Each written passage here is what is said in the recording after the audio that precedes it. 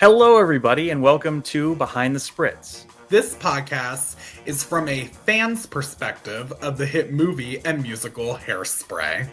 I'm Derek. And I'm Mitch. And this is Behind the Spritz. So, we're about to talk about John's next film, Multiple Maniacs. John ended up paying his dad back the $2,000 he borrowed to make Mondo Trasho. And it was working out well. John was making the money back and was able to pay his dad back. This time he asked for $5,000 to make Multiple Maniacs. $5,000, wow. Yep. With each movie, John would ask for a little bit more from his parents. And his dad, he trusted that he would get his money back, but he was kind of nervous that somehow he would be tied to the themes of the movies that John was making if he does lend him this money. Yeah, but his dad ended up giving him the $5,000, and then John ended up buying a new camera, this time capable of recording audio, which is very important because this is the first film that he made with sound, with dialogue. His, audio debut, so to call it. Yeah. So he needed to test this camera. And on October 4th, 1969, a woman by the name of Diane Linkletter, the daughter of Art Linkletter, who hosted Kids Say the Darndest Things and things, she committed suicide in Los Angeles. And the day after, around, John gathered Divine, Mary Vivian Pierce, David Lockery to film a movie about her death. They improvised it and they filmed it and they called it the Diane Linkletter story. It's like 9 minutes long. How much do they know about Diane Linkletter?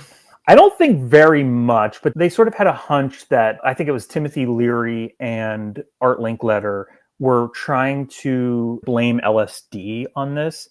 And John and his friends were participants. They knew that was BS. They knew that wasn't the case. John always said that, hey, they wished that they had lived in the same area because then maybe they would have hung out, right, and she wouldn't have passed away. So they filmed this movie. It was just completely improvised. It's 9 minutes long. And John says, it's barely a movie. David Lockery plays Art Linkletter. Mary Vivian Pierce plays Mrs. Linkletter. And Divine plays Diane. And, of course. And it's basically the whole movie is them like arguing, and Divine is playing kind of like a hippie version of Diane. and they argue the whole time. And then Divine goes upstairs and jumps out the window. And oh, wow. Yeah. John entered that movie into the first annual Baltimore Film Festival. I don't think it went very far. I don't think it did anything. So then in the fall of 1969 or around the winter of 1970, John started productions on his next film, Multiple Maniacs. This one starred Divine. He played Lady Divine, who opened up a traveling cavalcade of perversions where she and her boyfriend, Mr. David, played by David Lockery, robbed patrons and murdered them if they had to. And the film also starred Mary Vivian Pierce, Mink Stoll, and some new faces this time, including Cookie Mueller, who had won a contest at the premiere of Mondo Trasho, and an eccentric barmaid at Pete's Hotel that was frequented by John and his friends. Her name was Edith Massey. John's friend Susan Lowe discovered her and said, "John, you have got to come over to Pete's Hotel. You have got to see this woman. She was so odd and eccentric." And the minute John saw her, he was like, "Oh my gosh, I have to put her in a movie. I have to put her in a movie." And even Andy Warhol, he said, "John, where did you find this woman?" And John ended up getting his friend Vincent Peranio, who lived above Pete's Hotel. He ended up getting him to design and build a giant lobster named Lobstora for this film. John and the gang are a little bit paranoid this time making this movie. On the last film, they were arrested. And so they're trying to... they didn't want that to happen again. Exactly. They're trying to be good this time. And so they film a lot of it in John's apartment and on John's parents' lawn, private property. They want to make sure that they're not going to get in trouble this time. And not seen by anybody. Yeah, basically. And so they're like, okay, we gotta play this one safe. In the spring of 1970, John approached the Emmanuel Episcopal Church once again, the church that he had Fred Hanna had allowed him to screen his films. He said, okay, well, we want the premiere to be held here. But this time, Fred Hanna had to turn him away. And this would have been after what happened with Mondo Trash Show. Sure. And I think it was just sort of like, okay, we've allowed this for a long time.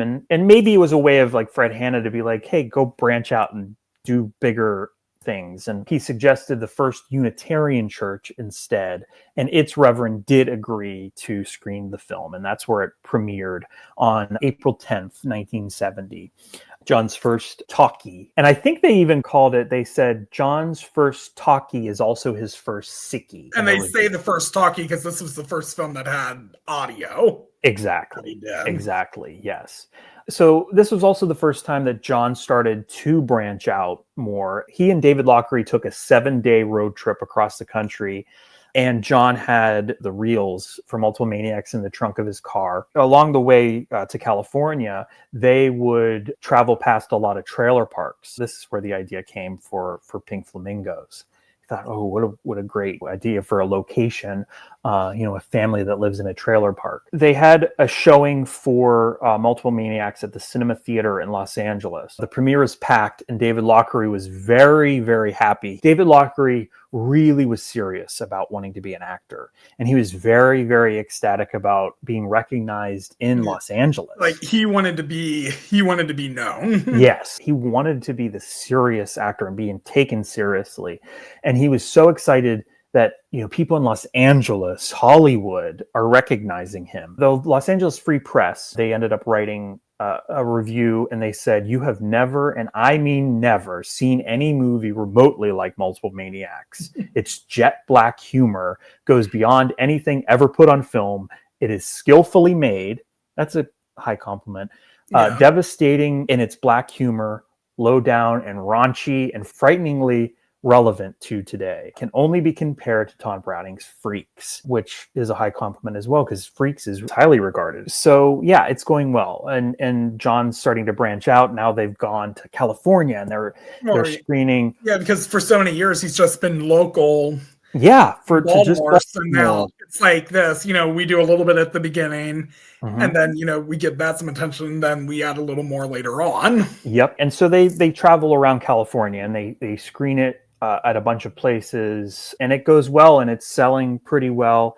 Divine is starting to branch out as well, and he's starting to get recognized by groups like the Cockettes, and he starts doing shows with the Cockettes in San Francisco. Yeah, they've gone to the other. Now more people are starting to be aware of who John Waters is and who these people are. Yes, and Divine as well. I mean, Divine is becoming a big star. We can say the drag queen's coming out. Yeah, exactly. And Divine's doing a lot of shows in drag with the Cockettes. They screen Multiple Maniacs out there in San Francisco, and it goes incredibly well. This is the time where Van Smith, John's friend, who is an artist and did lots of makeup. He did a lot of costume and makeup. And he knew his subject matter very well. Absolutely. And he came up, with the help of John as well, this new look for Divine. All John said was, do something weird with his hairline. So Van had the idea to kind of shave Divine's hairline back to make room for eye makeup. It's like glamorous going down the dark side. They always said they wanted Divine to look like Jane Mansfield meets Godzilla, a crazy twist on drag. They also wanted to scare drag queens at the time, because back then drag queens, they wanted to look like beauty pageant models and stuff, and Divine wanted to skew that. And now, if you watch shows like RuPaul's Drag Race or anything, there are so many drag queens that have been inspired by Divine. So Divine really, really put his stamp on the world. So they're doing things with the Cockettes out in California, and they're like, okay, but now we're ready to start filming our next movie. Of course, this movie is Pink Flamingos, which is John's most notorious film. Very. To make this movie, John and his friend Vince Brannio, they began searching for trailers that will serve as Divine's character Babs Johnson's home with her family. But they only had $100 to spend. They found one, but it was basically just like a shell. It was just sort of the outside of the trailer. and they knew it had to be burned down at the end. Really, it was just like 3 walls and like half of a roof. So it wasn't even like a full trailer, but they knew Vince would be able to make it up and make it look like, and it did. It looked pretty good when you know that that's what the case is. It looked good. Vince did a good job of making it look presentable on screen. He did. Yeah. The salesman though thought like, oh, these guys are suckers. Like there's no way, like fine. Hey, take it. It was worth the money. Very well worth the money. And then their friend Bob Adams allowed them to build the trailer up in the woods behind this mansion in Phoenix, Maryland, this decaying country mansion, they called it.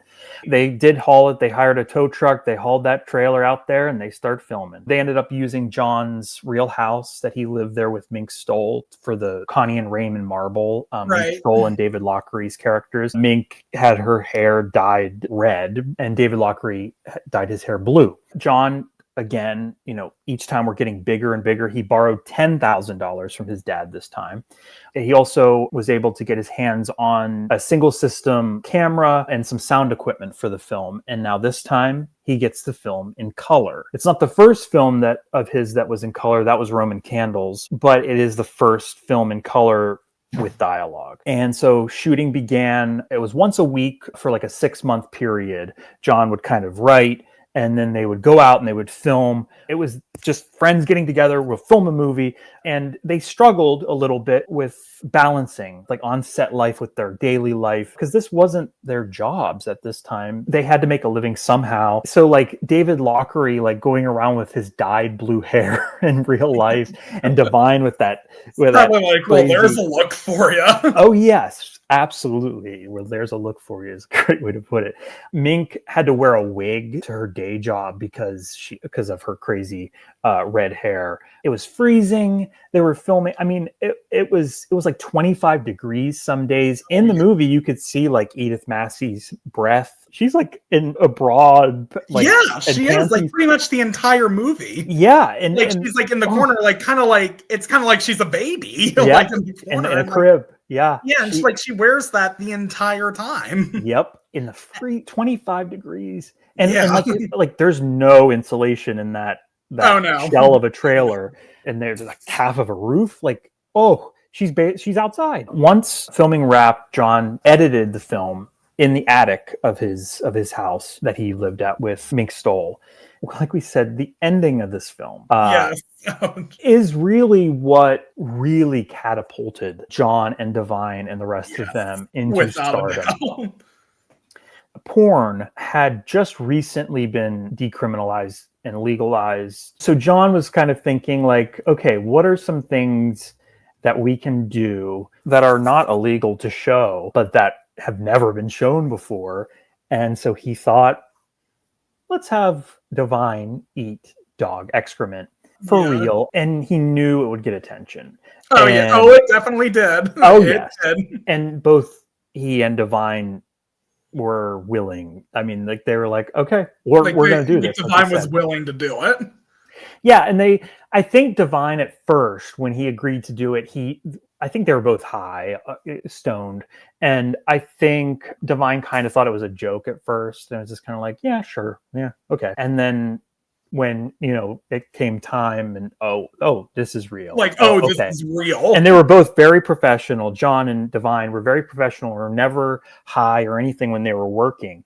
And so they were stone cold sober, like doing this.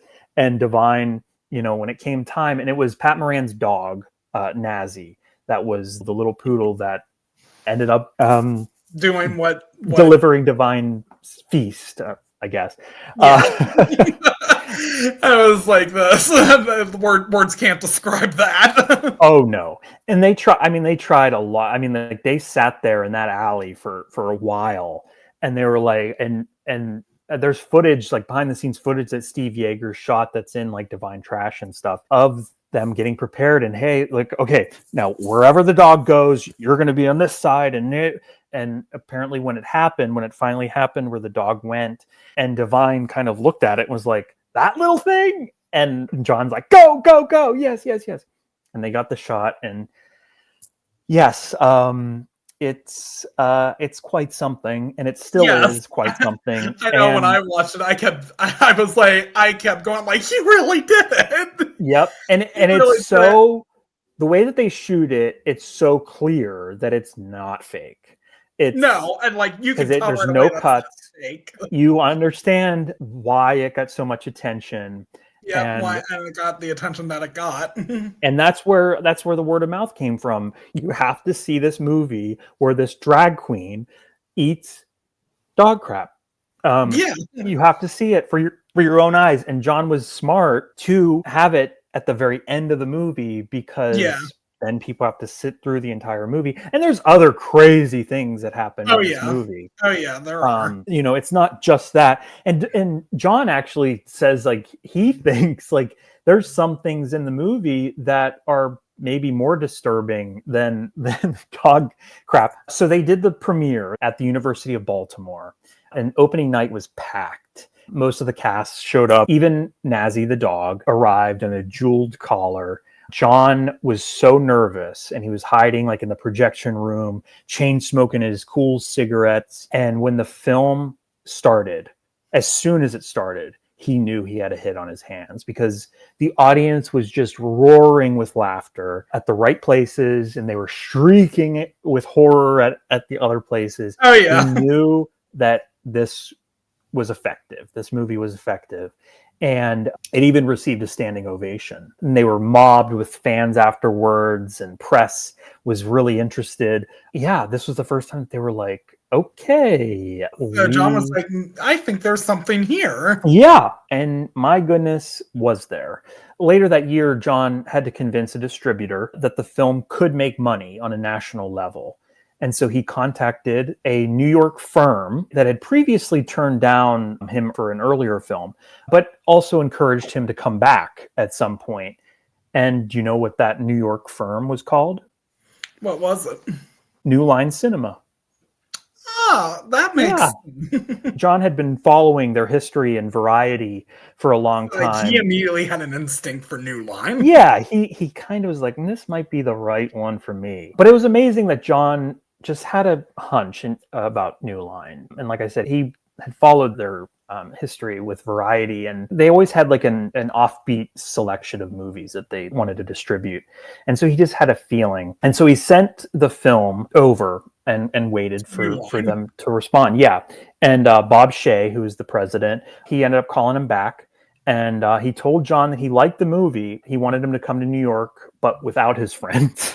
So just him. Just him. And New Line, they liked the movie, and they did agree to take it on. They were like, okay, yeah, we think there's something here. But they had never quite worked on a movie like this before, and so they didn't know how to market it. And so they tried it at first at a gay porno house in Boston, which kind of made the cast a little furious that they were being relegated to, just a porno house. It's not a porno, it's a movie, I understand how New Line would be like, okay, what is this? Like, we want this, but how do we distribute this? Because we know there's very edgy things in it. Yeah. And we've never done something like this before. Yeah.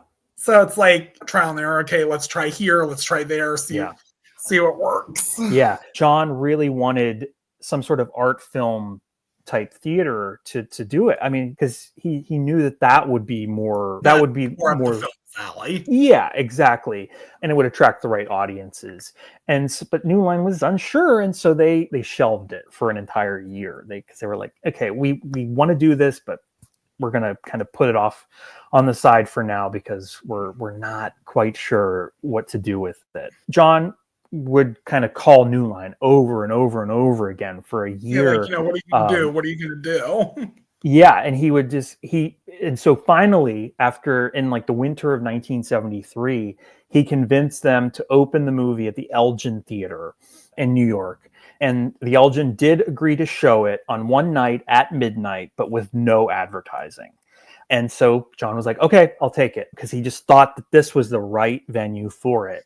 And he knew that New York audiences, they're artsy, they're hip. Oh, yeah. they'll get it. Yeah, like in New York, you get some of everything. Yeah. And so John hopped in a car. He drove through a blizzard to get there. David Lochary at the time was living in New York, so he stayed with him. They called every person they knew in the city, and they were like, please come to this. Please come to this. We want the biggest turnout we can get. And this is the first time any of John's movies played in New York. So they had done Baltimore, and they did California. To branch out. Yeah. And so they were like, we have to make this big, we want success. And the film ended up premiering on the coldest night in 1973, but they only were able to sell it to half capacity. So they only sold half the theater. And the marquee did read Pink Flamingo, singular. So they even got the title wrong. The reaction was good. It was a good reaction. And the Elgin agreed, okay, we'll try it one more time the following weekend. And that following weekend, John was very anxious to see what the turnout would be like. So John walked up to the Elgin and he saw a huge line wrapped around the block. And Bob Shea was with him. And he said, hey, I think you got a hit. And word of mouth just spread like wildfire about, you got to see this movie or this. So, like, would you say like it just exploded everywhere around the city? It did. And they had no advertising, which is crazy. Again, the Elgin did not want to advertise this because they were like, okay, we'll play it, but at midnight. Knowing how edgy the movie was. Yep. And probably like, they're like, knowing how edgy this is, I don't know how this is going to go. Yep. And so they continued doing it without advertising, except for the Village Voice did have a small little announcement. And the movie started playing at midnights, 2 nights a week, then 3, then 4, and then finally every single night. And John also learned with this movie, and maybe some of his early films too, but especially this one, that having like the little blurbs from critics, like one of the sickest movies ever made, the most nauseating capper in film history, surely one of the most vile, stupid, and repulsive films ever made. He knew that's the stuff we want to advertise. Yeah. Because I know a lot of times, like when people hate it, they're going to be like, "Oh, I want to see this too." And so John was very wise with that, and he picked up on that as well. But John's favorite review came from the Detroit Free Press, and it said, "Like a septic tank explosion, it has to be seen to be believed." So they were off to the races with their careers, but especially Pink Flamingos. That pretty much was the launch for all of them. Mm-hmm. Yeah. And then so New Line had the idea, we know how to market it now. So what we're going to do is we're going to encounter the audience as they're coming out of the theater, and we're going to interview them and get their raw reactions. And that's what like the trailers were for the film. And it was a mix. Some people were saying that movie was great, and some people said that was the most disgusting thing I ever seen. Yeah. But either way, that's going to get people in. Yeah. Oh, I got to see this disgusting movie, or, oh, this movie's good. I got to see it. Yeah. They're like, okay, what's the next one? And so John starts writing his next film, which is Female Trouble. He started writing it under the name Rotten Mind, Rotten Face. But he had the insight to think, oh, you know what? When this comes out, if a critic doesn't like it, they might write Rotten Mind, Rotten Face, Rotten Movie. So then like he was like, okay, I got to give it a new name. Yeah. So he came up with the theme for the movie, which was Crime is Beauty. His friends all came back to Baltimore. They were kind of all over the place at this point. Like David Lochary was in New York, and Divine had been traveling with the Cockettes and doing a bunch of things. I think Mink Stoll was doing stuff with them as well. And they all came back to Baltimore to film this movie. John rented a large apartment in an old building. He's using his earnings from Pink Flamingos. And this time he's no longer borrowing money from his father. He's starting to get like investors and friends to help finance these movies. And he ended up scraping together last time it was $10,000, this time $25,000. By this point, everybody knew who they were, because like they went from small like short films. Yep. to the big films, because like Pink Flamingos started that. Yep. They use a condemned apartment above Pat Moran's store to serve as Don's apartment. Vincent Peranio, once again, this condemned apartment, he redecorates it and makes it look great. They start advertising in the paper for extras for the first time. Pat Moran does.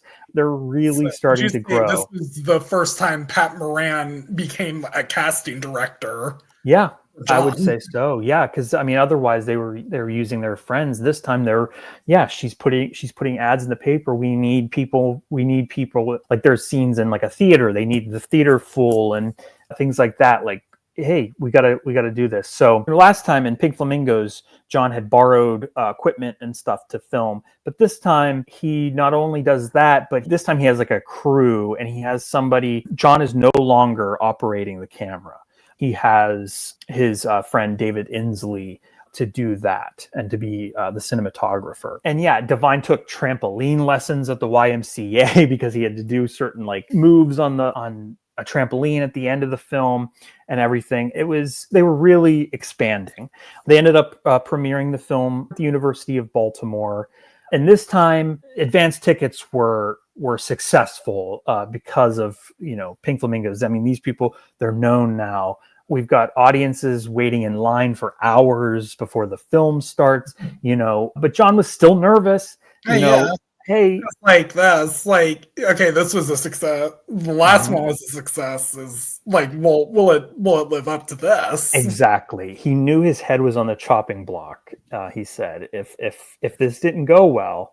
So again, he's smoking, he's chain smoking, he's nervous, and he heard the crowd start to become unruly outside, and they start pounding on the plate glass windows and doors to get in. And Steve, John's brother, who is in charge of ticket sales and crowd control, he demanded that they be let in. I mean, they're champing at the bit to get in there. And all 9 shows at the University of Baltimore were sold out.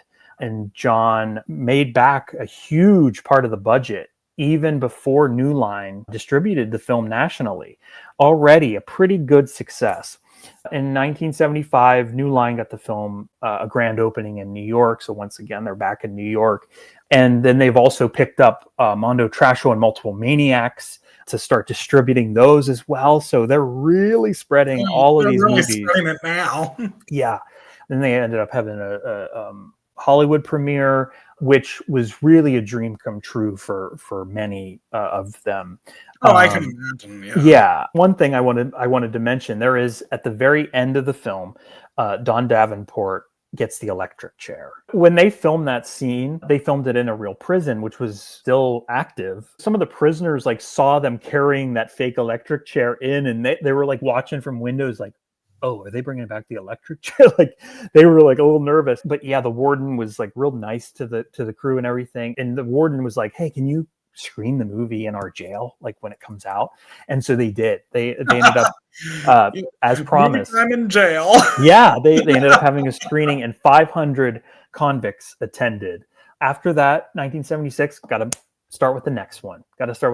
So he started work on Desperate Living, which was the first film that he no longer had at the beginning a Dreamland production. And instead it was a limited partnership called Charm City Productions with Bill Platt, who was a former camp counselor of John's. And the budget this time was $65,000, and absolutely the largest by any of his movies so far. They have a bigger crew this time. They have better equipment, and they have a new DP, and so they're off to the races. But John had written a role for Divine, the character of Mole McHenry, who was a butch lesbian, and he loved the idea of having a drag queen play a butch lesbian. But Divine, at this point, was touring with a show called The Neon Woman. And also David Lockery was living in New York City. So this is the first time that John was like, okay, Divine, we're ready to film. And he received word that Divine would not be able to do the movie. And this was a big blow Yeah. Oh, John, definitely. Because his star, his Divine muse. has been John's main star in his cinematic world. Yeah. And he knew that Divine was also a big reason that people showed up to see Divine.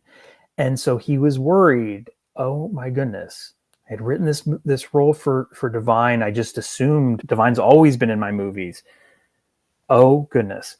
So yeah, Divine had this long-term contract with the producers of the play The Neon Woman, and had to continue touring the country doing this play.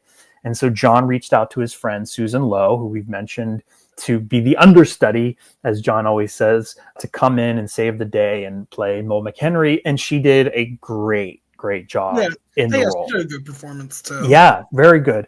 And I honestly, at this point, I can't see anybody with Susan Lowe playing that role. So it did work out. It was just different than what John thought, with Divine playing the role. This is also the first time David Lochary wasn't in these movies, because like I said, he was in New York, and he had kind of distanced himself from John at this point. He really was trying to be successful as an actor and wanted to kind of do other things. And so they kind of thought, okay, it's best to kind of distance ourselves from each other. But this movie had Mink Stoll, Mary Vivian Pierce, Edith Massey, Cookie Mueller, Marina Maline from Eat Your Makeup, which we mentioned before, George Figgs, George Stover, who was in Female Trouble as well, and pretty much everybody else returned. They needed a 400-pound African-American actress to play Griselda, who was Mink Stoll's character's maid. And so a friend of John's recommended this woman, Jean Hill. This was the first time that John had any sort of like celebrity in it. And he had Liz Renee. She had been Mickey Cohen's girlfriend for a long time. He found out that she was stripping in a nightclub. And so he raced to Provincetown to meet her. And after watching her in her show, John convinced her to come and join. And so she ends up playing Muffy St. Jock, who is Susan Lowe's character's girlfriend. Liz ended up really fitting in really, really well. And then in May of 1977, it premiered at the University of Baltimore. And it was packed once again. And so, the fact that Divine wasn't in it, okay. July 29th, 1977, David Lochary, who we mentioned, ended up passing away. Yeah, it just very tragic. And it's sad that, he was so talented. He really was. Like him as Raymond Marble and Pink Flamingos and Donald Dasher and Female Trouble, he was really, really, really good. And he ended up doing Women Behind Bars with Divine at one point, the play. So, he was trying to branch out himself and ended up tragically passing away way too early. The movie started premiering, and unfortunately, it wasn't making as much money as Pink Flamingos and Female Trouble had, and it kind of tanked at the box office. I don't know if the fact that Divine wasn't in it, if that had anything to do with this. All John knew was that he needed to start a new business plan. He needed to kind of maybe branch out from making underground movies and start making more mainstream movies. Right. And so he had the idea for his next film, which was Polyester. And he was inspired by William Castle and other filmmakers who had gimmicks for their movies. And so he knew he needed a gimmick. And he was inspired by a critic of his, Archer Winston, who reviewed one of his early movies, and it said, if you ever see Waters' name up on the marquee, walk on the other side of the street and hold your nose. Which is hilarious. John had the idea, well, what if I made a movie that actually did smell? And so he had the idea for the Odorama card. It was like a scratch and sniff card that comes with the movie, and there would be a number that would appear during certain scenes. And when that number appeared, you scratch that number and you sniff the card. I did hear about that. So it's basically transforming the scratch and sniff like he's hearing in books. Yes. And taking it live. Yes. And of course, a John Waters movie, we're not going to have pleasant smells. So we're going to have smells like flatulence and like body odor or wig odor, I think is one of them. We're going to have gasoline, anything disgusting. But I think the first smell, if I remember correctly, is roses. So it starts off pleasant. So. Yeah, it starts off pleasant. And so like just, typical sandwich, it starts pleasant, but then gets darker and deeper and darker. Deeper and grosser. Yeah. And so John writes the script as an homage to like shows like Father Knows Best and like Douglas Sirk movies. It's a parody of melodramas, and it's about an alcoholic housewife. This time we have Divine again. So Divine has come back. Came back. And this one, I know the one meme that I've seen repeatedly. Yeah. From that one, from him, is when he goes like this: "I'm a good Christian woman." Exactly. Yes, that is a great little excerpt of his character Francine Fishpaw, who is a good Christian woman. She really is. She has her issues with being an alcoholic, but she also has a husband who doesn't love her, and her kids don't appreciate her or love her either. She needed a way to rebel, and the way she found that was through alcohol. So then she ends up drinking like a fish. Yeah. Divine ends up, obviously like this time, okay, Divine's going to play a good housewife. Like, so he's no longer going to be like a maniac. Yeah. So like, this is beyond like being a maniac drag. Yeah. And this time he gets to be the victim. He's no longer our anti-hero. He gets to play, this tragic woman. John just has the idea, okay, we're going to kind of like flip everything and everything. So Mink Stole gets to be like the sex symbol in this movie, and she's kind of a parody of Bo Derek, and she ends up luring Divine's characters, her Divine, even though Divine plays this good Christian woman, as you said, her character's husband owns a porn theater. So everybody's playing against type this time. Mary Vivian Pierce plays a nun, and even Edith Massey, he gets to play a debutante in this one. Of course, now he needs to get financing for the film. After Desperate Living doesn't do well, Bob Shaye starts to have second thoughts about financing John's films. At the end of the day, Bob Shaye has a business to run. He said he thought that John took a step backwards with Desperate Living. And he said to him, come on, make a movie that can play everywhere. We got to make some money. Let's make some money. John kind of figured, okay, well, Odorama, it's a great idea. It's a great gimmick, but it's not enough to make money on this. So we need to have like a real true star in this. Last time we had Liz Renee, who was a little bit of a celebrity, but not an actress really. We got to have somebody who's recognizable. And so they have a character named Todd Tomorrow, who is this handsome man that kind of sweeps Divine's character off of her feet. And so they're like, okay, we need like a really great Hollywood actor to play this. And so they end up thinking of Tab Hunter, who's a big star in the 50s. And he still was very, very handsome. He could act. And he carried a little bit of like a notoriety about him. So they're like, he'd be perfect. And he also didn't have an agent. So they thought, okay, this is absolutely perfect. Now we can go directly to him, and he doesn't have an agent that will talk him out of it. Talk him out of working with John. So John had read that Tab loved riding horses. So he asked around like the people that, kind of bred horses and everything, if they knew him. And they ended up finding his home phone number. And so John called Tab Hunter up on the phone, and John was like, he had this pitch ready for him. He was like, boom, I got to sell him on this. And he did. And Tab was a little startled at first by kind of the ridiculous plot and then the details of Odorama and everything. But he also laughed. And he really laughed when John said that your leading lady is going to be Divine. And so Tab never saw Pink Flamingos, so John thought that was a good thing. Tab, he ended up saying that he would consider it and, please send over the script.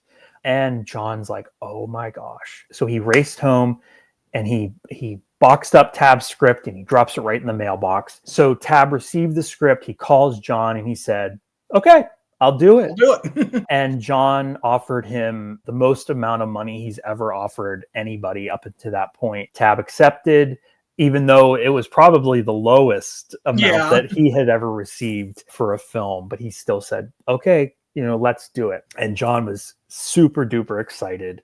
Okay, I this can is what we imagine. need. They end up shooting basically the entire movie. They shoot around Tab Hunter because he wasn't really available until the end of the shoot. They almost don't believe that he's going to actually show up. And the neighbors are kind of annoyed because they're filming in this neighborhood and they're real loud and, all the generators and trucks and stuff.